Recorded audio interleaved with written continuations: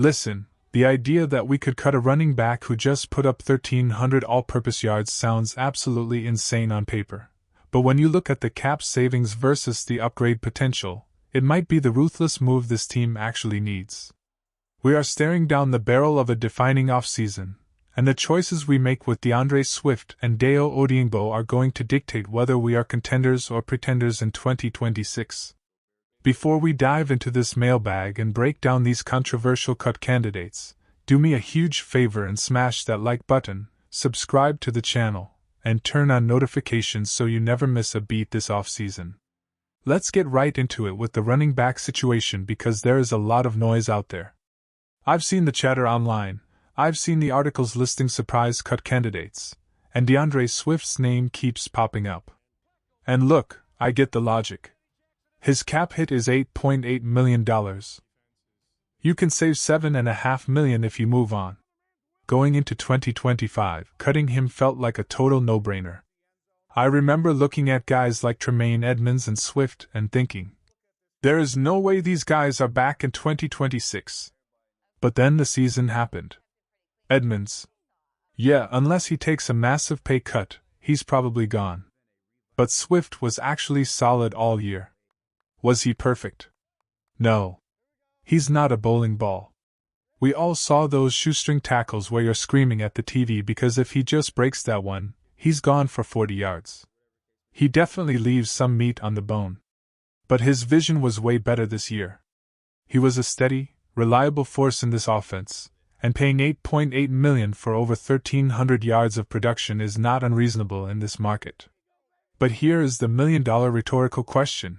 Is paying for solid good enough when you have a chance to be elite? If you asked me if Breece Hall is a better player than DeAndre Swift, the answer is yes. Is Kenneth Walker, when healthy, a more dynamic threat? Yes. Travis Etienne? That's a bit more of a toss-up. That feels like the Spider-Man meme where they're pointing at each other. Honestly, Swift outplayed Etienne this past year.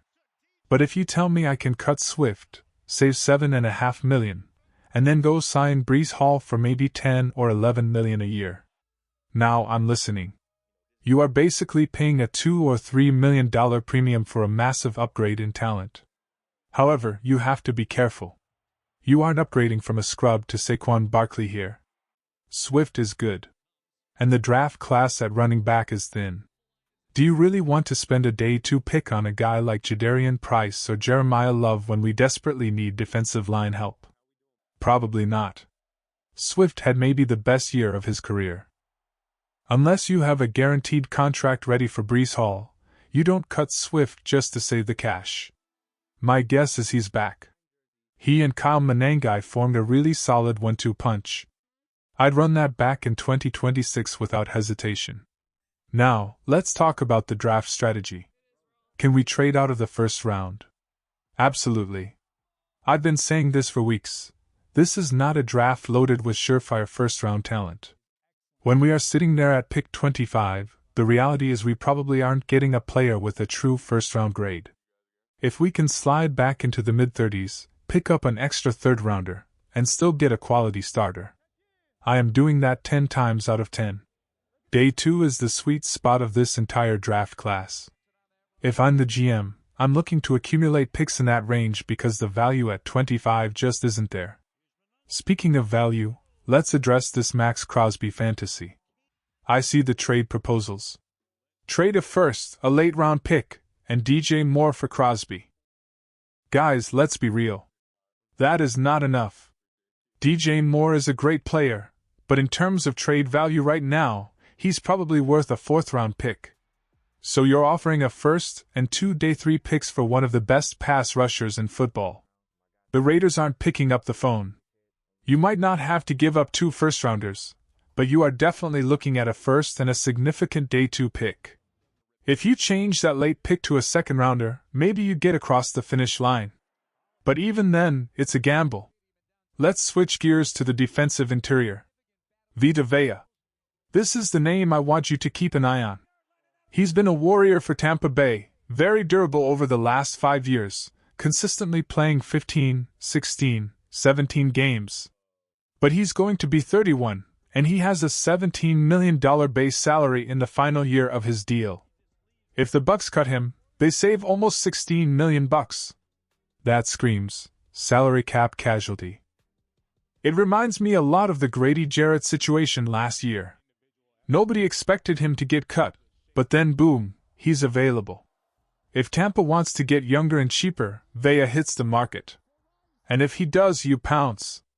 You don't trade for that contract, but if he's a free agent, absolutely. He instantly becomes your best defensive tackle. A 1 or 2 year deal for a run-stuffing monster like that changes the geometry of your defense. This brings me to our question of the day. If Vita Vea gets cut, do we break the bank to sign him, or would you rather spend that money on an edge rusher? Let me know in the comments below, Vea or edge. I want to see what you guys prioritize. Now, we have to talk about the elephant in the room. The Dayo Odeyingbo contract.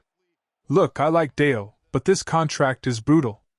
If we cut him pre-June 1st, we actually lose cap space because of the dead money. It costs us an extra $1.5 million to cut him than to keep him. If we designate him a post-June 1st cut, we save maybe $3 million. It's just not worth it. This is one of those situations where you just have to bite the bullet. You swallow that $20.5 million hit, you hope he has a career year, and you get off the deal in 2027. It sucks, it's painful, but restructuring him just pushes the problem down the road. You play it out and move on next year. Let's look at some draft prospects quickly. Big Citrus, Dominique Orange from Iowa State. I love this kid. He is massive, he anchors against the run, and he is a sneakily good pass rusher for his size. He's probably a second-round guy, maybe right around pick 57. I don't think he sneaks into the first round, but if he's there in the second, or miraculously falls to the third, you sprint to the podium. Then there is Anthony Hill Jr., the linebacker from Texas. He is a textbook trade-down target. Pick 25 is too rich for him, but if you trade back to the 30s, he's a home run. He's rangy, he's violent downhill, and he has great instincts. He's hit or miss in coverage, but as a blitzer and run defender, he is electric. Finally, the secondary. The question is, are we confident in Jalen Johnson, Tariq Stevenson, and Kyler Gordon if we lose Deshaun Wright? I think the answer is yes. Paying Deshaun Wright north of $10 million just doesn't make sense when we have needs in the front seven. You can't bank on Jalen Johnson being an All-Pro every year, but if he's healthy, he's a solid starter. Stevenson played well down the stretch, and Kyler Gordon is the key to everything in the slot. Plus, we drafted Zoff Frazier last year, and he's entering the mix. We should be getting Terrell Smith back too. You can find a cheap veteran corner to fill the gap. You don't overpay a third or fourth corner when you have holes on the defensive line. We have a ton of decisions to make, and frankly, I'd rather trade back, stockpile picks, and take swings at guys like Big Citrus than overpay for average veterans. But let me know what you guys think.